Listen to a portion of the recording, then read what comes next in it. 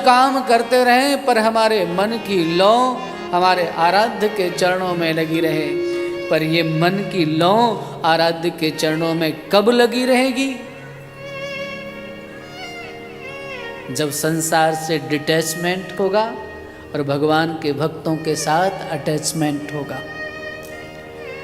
किसी ने कहा कि टेंशन बहुत है, बोले अटेंशन नहीं हो इसलिए टेंशन है। कि साहब टेंशन बहुत है, बोले आप अटेंशन नहीं इसलिए टेंशन है। बोले अटेंशन है फिर भी टेंशन है, तो बोले कनेक्शन ठीक नहीं है, जुड़े सही जगह नहीं हो, संतों के साथ नहीं जुड़े हो। माँ यदि ऐसे मन का निर्माण ना हो रहा हो ना, मन अगर देखो एकांत में नहीं लग रहे तो कथा में आकर के बैठ जाओ, फिर देखो मन कैसे लगता है। अगर माँ तुम्हारा मन ना लगे तो साधु पुरुषों का संग करो। माँ ने पूछ लिया कि सत्पुरुषों की पहचान क्या है, संतों की पहचान क्या है। आपको जानकर के आश्चर्य होगा कि भागवत में यह नहीं लिखा है कि संत का वेश कैसा होना चाहिए, ना ये लिखा कि उसका तिलक कैसा हो, ना ये लिखा कि उसके कपड़े कैसे हों, न ये लिखा कि उसके बाल कैसे हों। संत की पहचान न आवरण से बताई गई है, न किसी चिन्ह से बताई गई है। संत की पहचान भागवत में आचरण से बताई गई है। आचरण की जहाँ शुचिता दिखाई दे, आचरण की जहाँ पवित्रता दिखाई दे, तो व्यापारी भी सन्यासी हो सकता है और सन्यासी भी।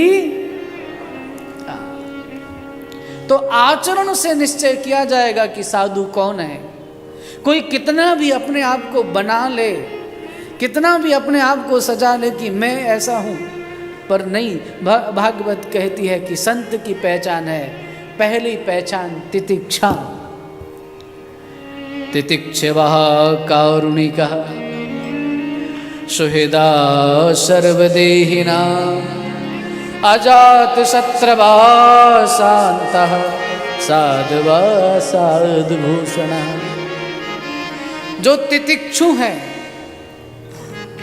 अर्थात संत की पहली पहचान है तितिक्षु। जो सहन करता है सो साधु बनता है।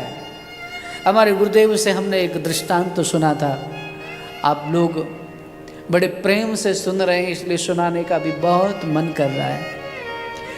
कुछ तो ऐसे संस्मरण याद आ रहे हैं जो पहले किसी कहीं कथाओं में याद नहीं आए।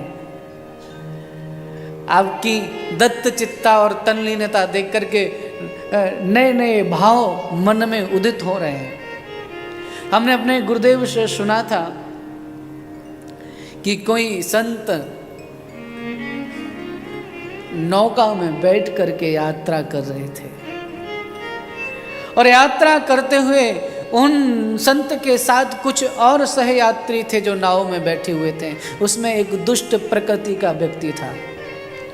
उसने देखा कि संत के सिर में बाल नहीं है, सन्यासी महात्मा थे तो उनके सिर पे बाल नहीं थे। तो जो सहनाविक था, जो सहयात्री था, उसने कहा देखो बाबा का। ये आपस में चर्चा कर रहे थे, इतने में एक उठा और महात्मा के सिर पे जोर से उसने चपट लगा दी। महात्मा सिद्ध संत थे। आकाशवाणी हुई, कहो महात्मा तुम इस नाव को पलट दूं। महात्मा मुस्कुराने लगा, बोले कि मुझे तो लगा कि तू बहुत समझदार होगा। अरे अगर नाव पलट देगा तो ये मारे जाएंगे, अगर तू पलटने में सामर्थ्य रखता है तो इनकी बुद्धि पलट दे, इनके विचार पलट दे, इनका जीवन बदल जाए। अगर तुझे पलटना भी है तो ये पलटो। मारने से नहीं, इनको मोड़ने से बात बनेगी। मारने से नहीं, मोड़ने से बात बनेगी।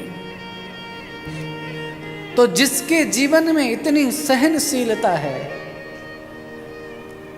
वो संत है। और ऐसा सहनशील जो संत है उसके साथ रह करके साधन भजन करके मैया तेरा मन भी भगवान में रम जाएगा।